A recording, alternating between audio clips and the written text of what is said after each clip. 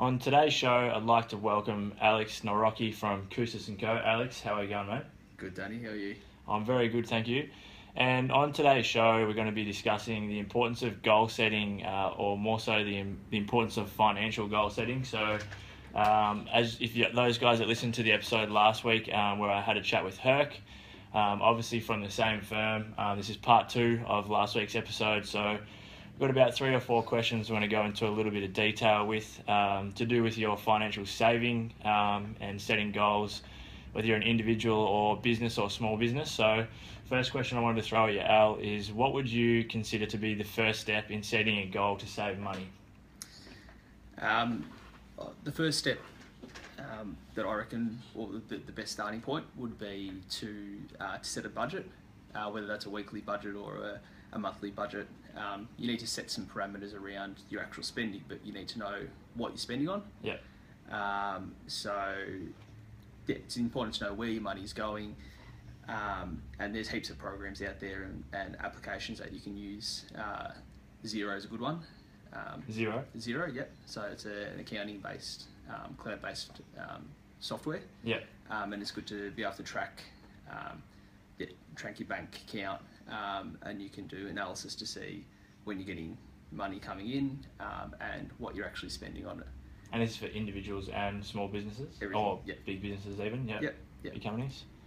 As I said, it's important to know what you're spending on a weekly basis or a monthly basis. Yeah. And then from there, then you can start putting parameters around what you do want to save for and how you're actually going to get there. So, you might get paid weekly, so you look at your expenses for the week and work out what day you're actually getting paid, and then think, okay, by this stage I want to save 50% of my wage. Yep. And put that aside to something, that's probably the best starting point. Yeah, and we spoke about before, so obviously setting a goal to save money, but we'll move on to this in a little bit, but it obviously needs to be specific. So last week when I chatted with Herc, we spoke about having a specific goal, otherwise you really just got no direction. So correct. Is there any kind of acronyms or anything that you kind of go by? Or one that's probably known by most people is setting a SMART goal. So that's the goal. It needs to be specific, measurable, attainable, realistic, and tangible. Yeah. So you're not going to set a goal to go for a 200k bike ride, but you don't have a bike. Yeah. That's never going to happen. It's just like your clients come to you and say, you ask them what their goal is, and they say, I want to be fitter.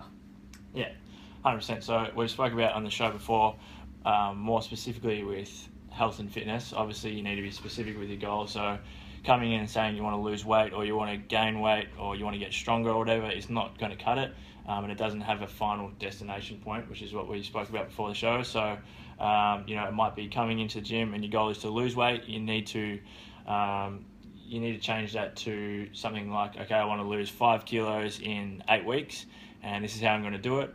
That way you have a timeline, that way you know exactly how much weight you want to lose, and you're not just kind of taking a stab in the dark, and then you can set small goals along the way, which leads me into question number 2, and how important is it to set goals, whether it be financial or, for the sake of the show, we'll just stick with financial goals, but how important do you think it is?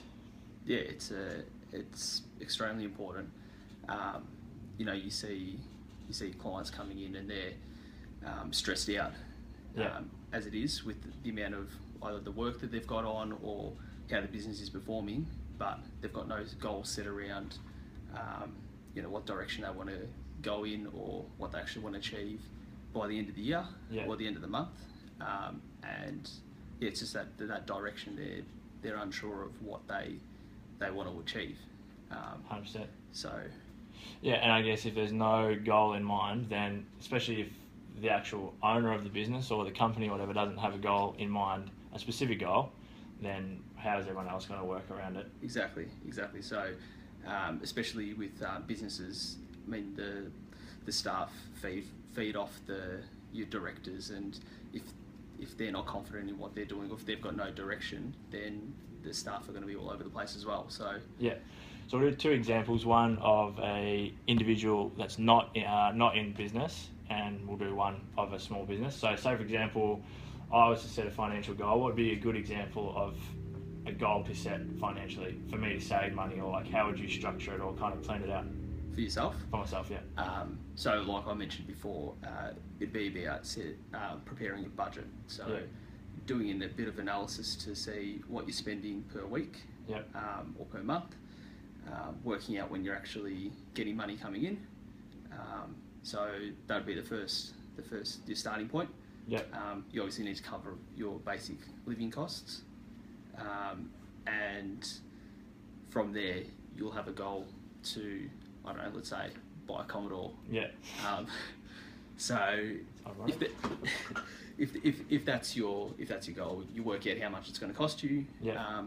how much you're going to save per week for that, and even set up a separate bank account for savings and put away, X amount of dollars per week. Yeah. Would you recommend that? Absolutely. If you're saving something specific, would you recommend setting up a separate account? Yeah, it just stops the temptation to keep on spending your money. I mean, you go into your everyday bank account and you'll have money there to spend, but you'll always know that you've put away money into a separate account, specifically so that you can get whatever it is that you're planning on saving for and achieve your goal, and have a time frame around it. Yeah. So whether it be 2 months, 6 months, at a certain point, say, okay, at 6 months' time, I want to put away $5,000. Okay. Yeah. Yeah. So that's it. Yeah, cool. That's how I structure it. So that's individual, and I'm guessing for a business it'd be pretty similar, or do they tend to have different types of financial goals? Yeah. Look, I mean, it obviously depends on what kind of business you're running, but we do a lot of work with our clients with strategic planning and business planning. So essentially getting everyone on the same page of where the business is, where the direction of the business, how everyone fits in to that business model, and what they need to do to achieve the business goal, the overall goal, and and there's also forecasting and sort of budgeting on a bigger degree, but looking into the future and planning out your revenue streams for the next 12 months, and then also planning your overheads, stuff that you're constantly paying every single month, and those one-off costs as well. You can budget for all that, so you have an idea of where your cash is. And I would imagine, not that I know, but I would imagine that a lot of the businesses side of financial stuff would be just aimed at seeing where they could cut back on costs, or not so much, or like where they could be saving money on. Oh, look, you're always looking at saving, but you also need to weigh up the, if you're cutting costs, you might be reducing the quality of your product. So, again, there's the, you got to spend money to make money as well. And it's about having the right people on board as well. The people that are working with you need to know what the end game is and what you're actually going to achieve. So that's important as well. So they're all aware of your plan and your I suppose the direction. Yeah, cool. So what part of goal setting do you think most people struggle with? With goal setting? Goal setting in regards to financial, financial goal setting. I suppose it's, if we're looking at an individual level, it's probably just sitting down and actually having the time to set up a spreadsheet or analyse where you're spending and where you can potentially save. I suppose that's probably the biggest thing. Also, some people actually just have a fear of it. They don't want to know. They don't want to know what they've spent on the last week. Like, they don't want to know that they've spent $200 on protein powder for the week. whatever it is they like to spend on. Sometimes they actually just don't want to know. Turn a blind eye to what they're actually blowing their money on. Yeah. Exactly. Yeah.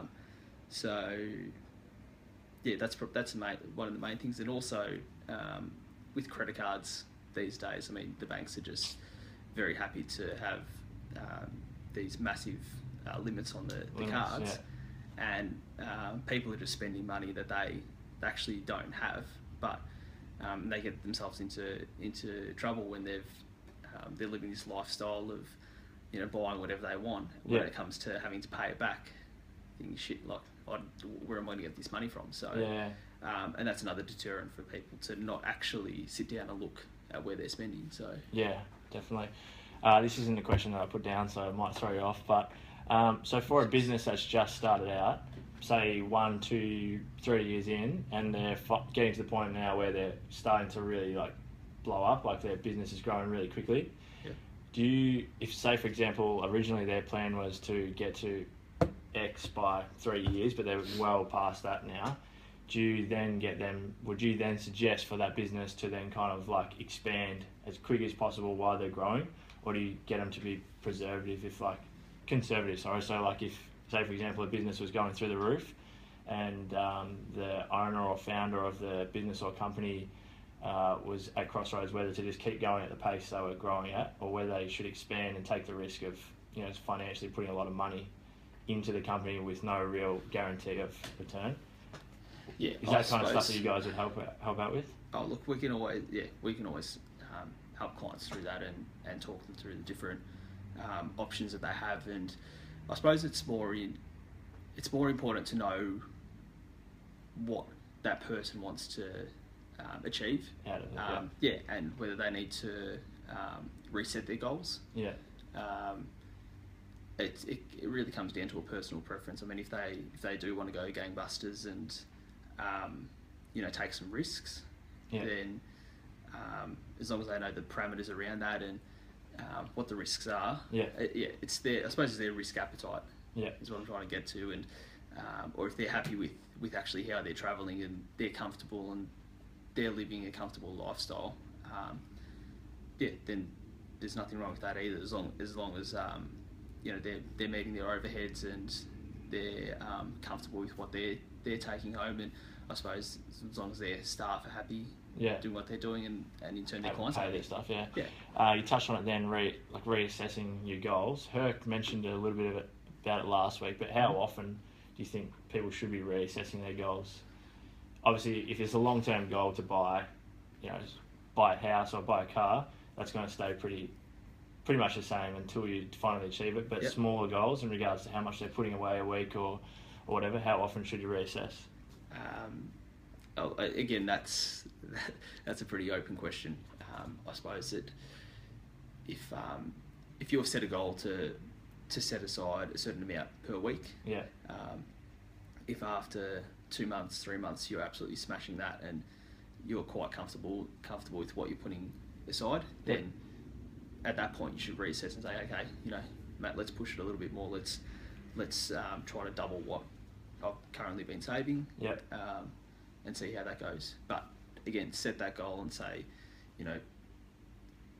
if it's within 6 months you want to save, say 10,000, work towards that, and then reassess halfway. If you're gonna reach it and you're comfortable with that, keep on going, but always have your next goal in mind.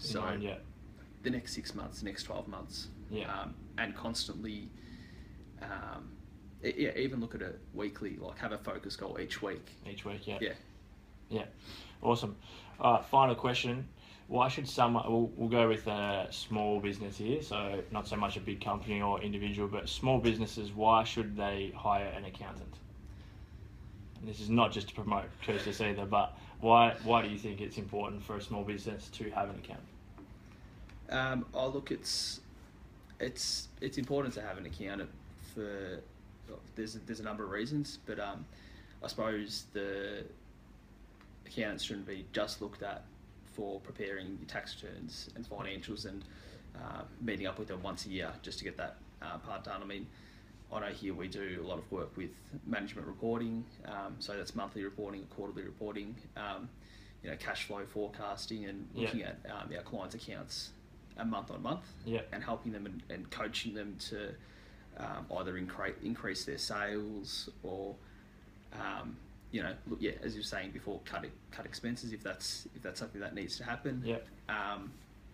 Even their staffing or setting a business plan. So as I said before, we do a bit of work with business planning, strategic planning, taking into considerations all aspects of the business. So from your staff right up to your clients, your shareholders. There's definitely plenty of stuff that a small business could be missing out on by just doing it on their own, or stuff that they're missing. Or absolutely. Look, and that's not to say that they're doing it wrong or they're missing out. You can quite easily do it yourselves, but it's always good to get a second opinion. So especially in the I suppose in the space of like a finance goal. I mean, we do our own goal setting here as well. And we're working with a number of clients, and we're learning as well. You're still a business. Exactly. We're learning ourselves, and we can apply the knowledge that we're developing every day, all the stuff that we do, to a number of our clients. So awesome. So I guess the take-home point, obviously, for goal setting financially is it's the same as anything else, whether it be a goal that you set in the gym to lose X amount of weight in a certain period of time. It needs to be specific, should be reassessed, regardless of whether it is to save up for a car or a home or whatever. There needs to be small goals along the way, even weekly. It's definitely worth, if you're a small business, hiring an accountant to have a second opinion or look over what you're doing. But again, goal setting, extremely important, and specific goal setting. It can't just be save money this year. It has to be specific, measurable, and there has to be some sort of destination, especially if it's for something in particular. So thanks for joining us, Al. Hopefully we'll have you on again soon. Guys, if there's any feedback from the show, if you're watching the live Facebook video, leave a comment. On the podcast, please do subscribe, leave a review, and I will chat to you again in the next episode next week. Cool. Thanks, guys.